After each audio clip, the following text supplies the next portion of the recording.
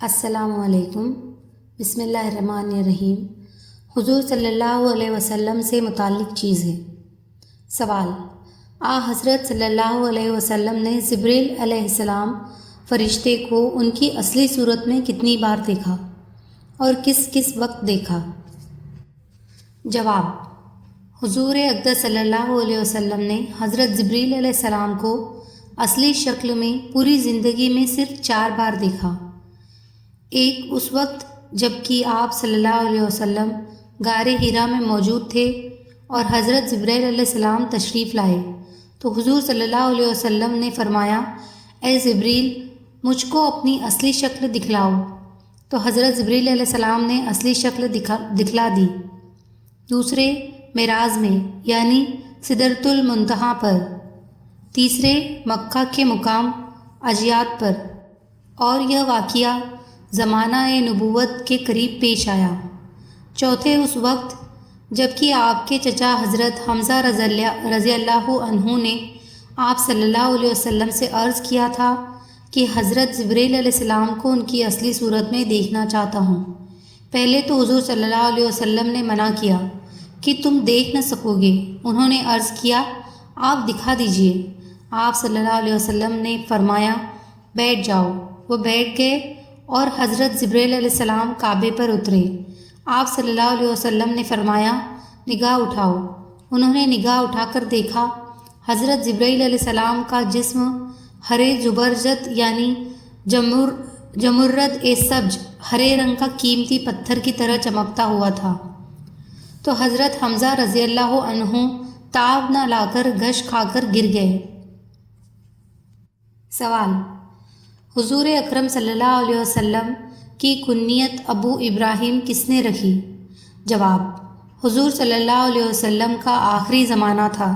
حضرت جبریل علیہ السلام تشریف لائے اور یہ کہہ کر آواز دی: یا ابا ابراہیم، جس سے آپ کی کنیت ابو ابراہیم ہو گئی۔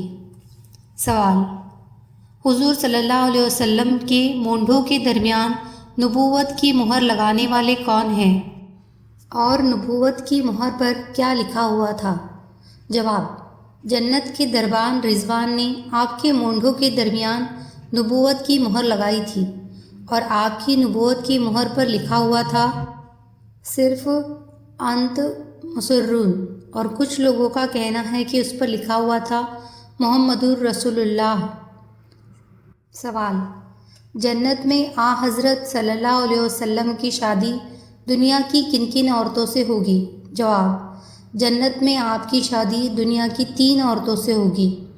1 مریم بنت عمران، 2 آسیہ فرعون کی بیوی، اور 3 کلثوم حضرت موسیٰ علیہ السلام کی بہن، جس نے فرعون کو موسیٰ علیہ السلام کے لیے دودھ پلانے والیوں کی طرف رہنمائی کی تھی۔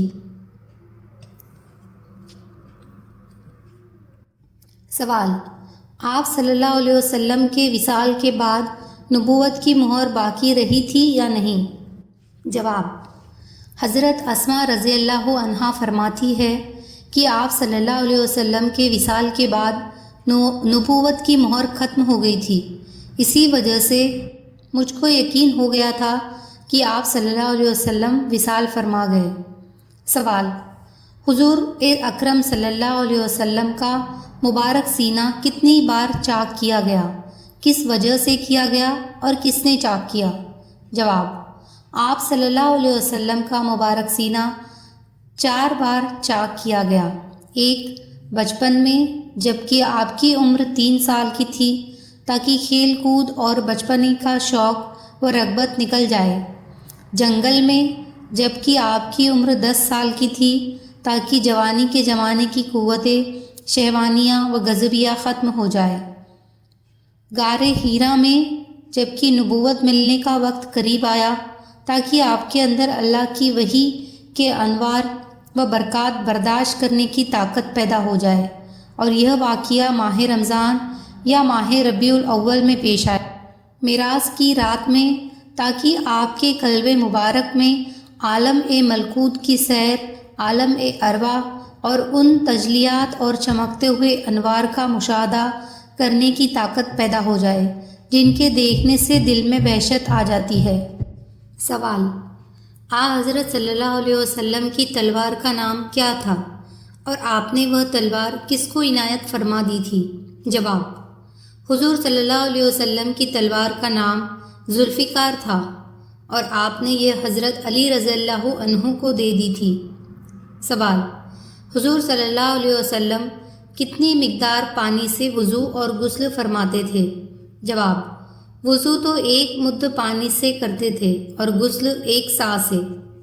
سوال: مد اور سا کی مقدار کیا ہے؟ جواب: مد 795 گرام اور 958 ملی گرام کا ہوتا ہے، 958 ملی گرام کا ہوتا ہے، اور سا 3 کلو 150 گرام کا ہوتا ہے۔ سوال: ابن ذبیحین کس کا لقب ہے اور ذبیحین کے مصداق کون کون ہیں؟ جواب: یہ ہمارے حضرت محمد صلی اللہ علیہ وسلم کا لقب ہے، اور 2 ذبیحوں سے مراد ایک تو حضرت اسماعیل علیہ السلام ہے اور جو حضرت ابراہیم علیہ السلام کے لڑکے ہیں جن کی اولاد میں ہمارے حضور صلی اللہ علیہ وسلم، اور دوسرے ذبیح آپ صلی اللہ علیہ وسلم کے والد محترم حضرت عبداللہ بن عبد المطلب ہے، جن کے ذبیح نام کے ساتھ جڑے ہونے کا ایک خاص واقعہ ہے کہ ایک بار حضرت عبد المطلب نے خواب میں زمزم کنویں کا نشان دیکھا اور کھودنا شروع کیا۔ یہ وہ مقام تھا جہاں اصاف اور نائلہ 2 بت رکھے ہوئے تھے۔ قریش نے منع کیا اور لڑنے کو تیار ہو گئے۔ یہ صرف 2 ہی آدمی تھے، باپ اور بیٹے، ان کا کوئی معاون اور مددگار نہ تھا، مگر پھر بھی عبد المطلب ہی غالب رہے اور کنواں کھودنے کے کام میں مصروف رہے۔ اس وقت عبد المطلب نے اپنی تنہائی کو محسوس کیا اور منت مانگی کہ اگر اللہ تعالیٰ نے مجھ کو 10 بیٹے عطا فرما دیے اور پانی کا چشمہ بھی نکل آیا تو میں اپنے بیٹوں میں سے ایک کو خدا کے نام پر قربان کر دوں گا۔ کچھ دنوں کی محنت کے بعد چشمہ بھی نکل آیا اور عبد المطلب کو اللہ نے 10 بیٹے بھی عطا فرما دیے۔ زمزم کنویں کے نکل آنے سے قریش میں عبد المطلب کا سکہ بیٹھ گیا تھا اور ان کو لوگ بڑا ماننے لگے تھے۔